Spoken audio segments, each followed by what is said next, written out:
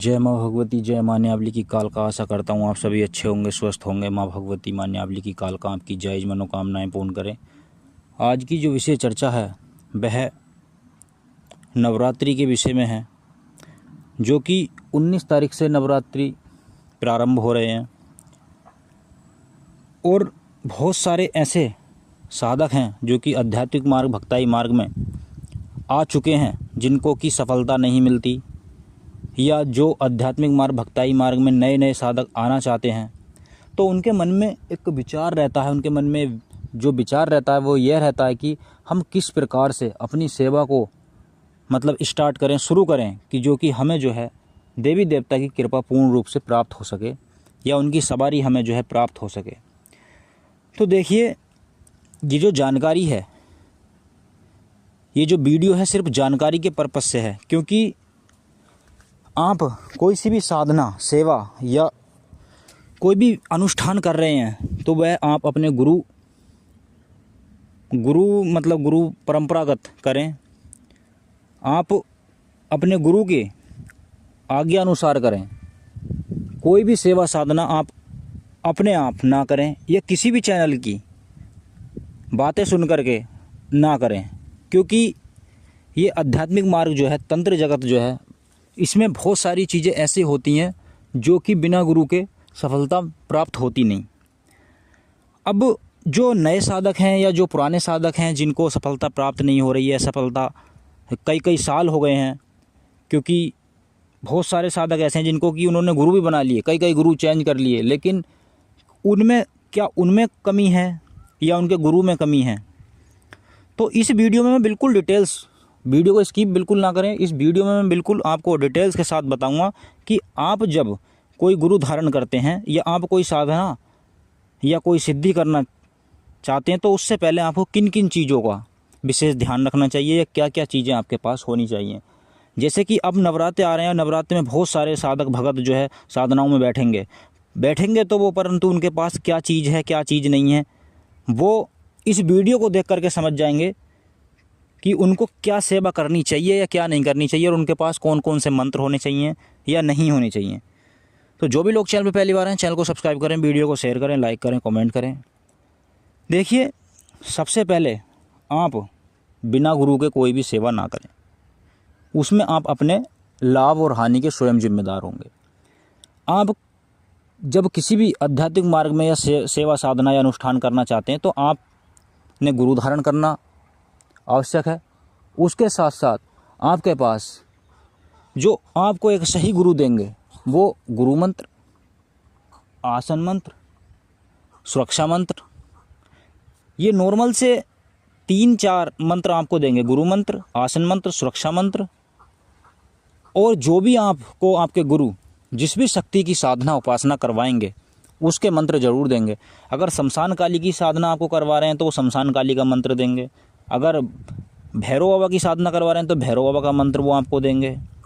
और अगर आपको वो कोई और देवी देवता की, ग्रामीण देवी देवता की, जैसे कि माता न्यावली की कालका की सेवा करवा रहे हैं, या खादराबाद की कालका की सेवा करवा रहे हैं, या गांव खेड़े की चंडी चामड़ की सेवा करवा रहे हैं, या चौगानन माई की, चौराहे वाली माता की सेवा करवा रहे हैं, जिसकी भी वो सेवा करवा रहे हैं, या मान लीजिए आपको काली साधना करवा रहे हैं, तो काली माँ का आपको मंत्र देंगे। वो जो भी शक्ति आपको देंगे, चाहे वो वीर हो या देवी हो, मसानी हो, कोई भी हो, जिसकी आपके गुरु आपको सेवा दे रहे हैं, तो वह उसका मंत्र देंगे। अगर आपने गुरु बना लिया और आपके गुरु ने आपको कोई मंत्र नहीं दी, तो ये तो एक ऐसे ही है, कि हाँ, आपके मन में बस ये हो गया कि हमने गुरु बना लिया। अब ऐसे कि आप किसी स्कूल में पढ़ने जा रहे हैं और आपको कोई पढ़ा नहीं रहा है, बस ये है कि हाँ भाई हम पढ़ते हैं, बाकी आपके पास कोई ज्ञान नहीं है। तो आपने अगर गुरु बनाया है, तो आप अपने गुरु से तर्क वितर्क भी किया करो। क्यों? क्योंकि आपने गुरु बनाया है, तो कुछ सीखने के लिए बनाया है। ठीक है। तो इसमें आपके पास गुरु मंत्र, आसन मंत्र, सुरक्षा मंत्र, ये सब होने अनिवार्य हैं। अब देखिए, नवरात्रे में अलग अलग साधना।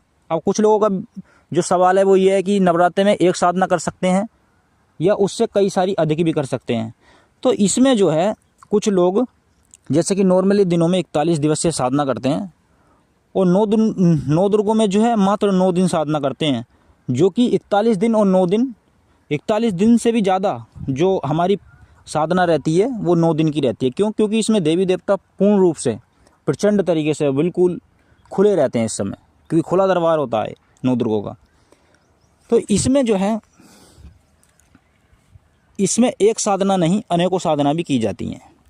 जैसे कि बहुत से लोग, आपने सुना होगा ग्रामीण तंत्र के अंदर जो देसी भक्ताई करते हैं, कि उन्होंने जो है खाली 9 दुर्गे उठवा करके उसको किसी बच्चे को भगत बना दिया, जो कि कोरा कच्चा बच्चा था। कोरा कच्चा मतलब बिल्कुल उस पर कोई चीज़ नहीं आती थी, कोई किसी देवी देवता की कृपा नहीं थी। 9 दिन के बाद उसको सेवा करी 9 दिन की, 9 दुर्गों की, और उस पर कम से कम 5 चीज़ आ गई या 10 चीज़ आ गई उसके घर पे, उसकी घर की सोंज खेल गई या उसके घर गुरु का जादू खेल गया।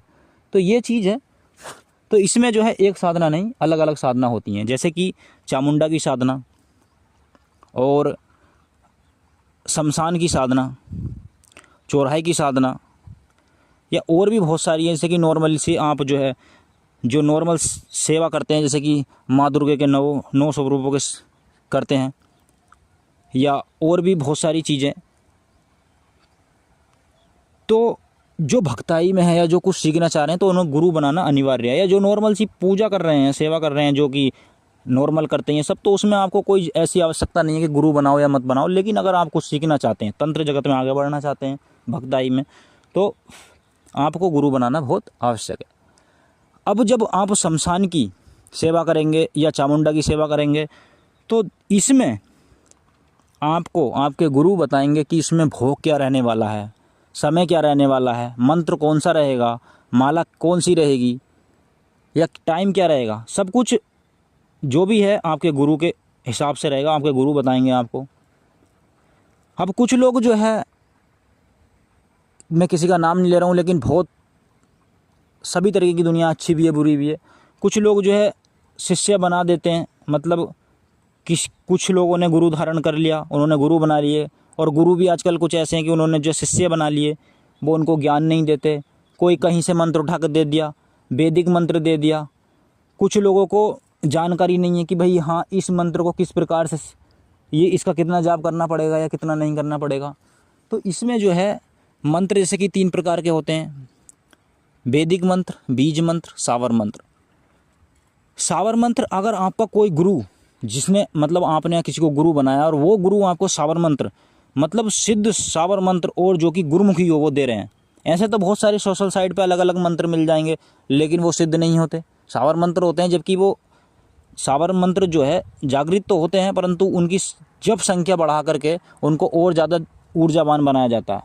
सावर मंत्र आप कहीं से भी उठा लो, लेकिन आपको ये भी तो पता होना चाहिए कि आपने जो सावर मंत्र लिया है, बहुत से लोग हैं जो कि सावर मंत्र सोशल साइट से उठा लेते हैं किसी भी, तो उसका उनको प्रयोग तो पता नहीं ना, कहाँ पे इसका करना है, इससे क्या करना है, जल बनाना है या अब विभूति बनानी है या धागा बनाना है, ताबीज़ बनाना है, या करना क्या है इसका, या ये बांधने का मंत्र है या खोलने का मंत्र है या ये मार लगाने का मंत्र है, तो वो चीज़ जानते नहीं। अब आपने किसी सही गुरु से जो ये सारी चीज़ें दीक्षा लेकर के और ये सारी चीज़ें प्राप्त की हैं, तो आपके गुरु आपको हर चीज़ की जानकारी देंगे कि ये मंत्र यहाँ पर काम किया जाता है, झाड़ा इससे लगाया जाता है, प्रेत बांधा इससे जाता है, चौकी इससे बांधी जाती हैं, इससे खोले जाती हैं। तो वो सारी चीज़ें जो है आपको आपके गुरु बताएंगे।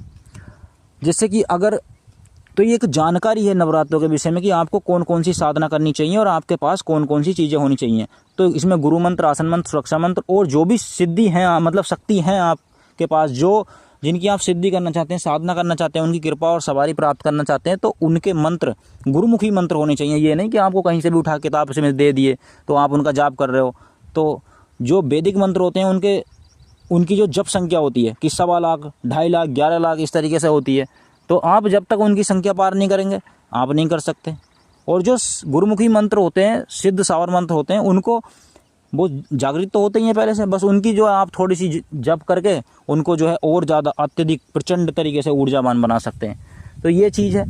अब जो भी लोग जैसे कि नवरात्रे में, जैसे कि मैंने बताया 19 तारीख से लग रहे हैं, जिनको भी साधना सेवा करनी है, जिनको मंत्र चाहिए या जिनको दीक्षा चाहिए, देखो हम अपने मंत्र, हमारे गुरुमुखी मंत्र हैं, हम ऐसे किसी को नहीं बांटते, क्योंकि हमारे गुरुजी ने हमें सिर्फ, हम उनके शिष्य बने, हमने दीक्षा ली, तब हमारे गुरुजी ने हमको दिए। इसी प्रकार से हम अपने मंत्र कभी भी सोशल साइट पे नहीं डालते। जो भी लोग दीक्षा लेना चाहते हैं या सेवा करना चाहते हैं, नवरात्रों में किसी भी तरीके की सेवा करना चाहते हैं, तो वो हमसे संपर्क कर सकते हैं। जैसे कि शमशान की सेवा, चौगान की सेवा, या और किसी भी ग्राम देवता की घर की, या कुल देवी की, या कुल अपने जो है, या जैसे कि एक बावन डोर की सेवा कहते हैं, जैसे कि उसमें अपने घर की जितनी भी सोंज है या हमारा जादू है, सभी तरीके की 9 दुर्गों में उसमें सेवा की जाती है। जैसे कि 41 दिन की सेवा भी होती है। तो आप हमसे संपर्क कर सकते हैं। तो ये एक जानकारी थी नवरात्रों के विषय में। आशा करता हूँ आपको जानकारी पसंद आई होगी। हम मिलते हैं किसी और वीडियो में, तब तक के लिए जय माँ भगवती, जय माँ न्यावली की कालका।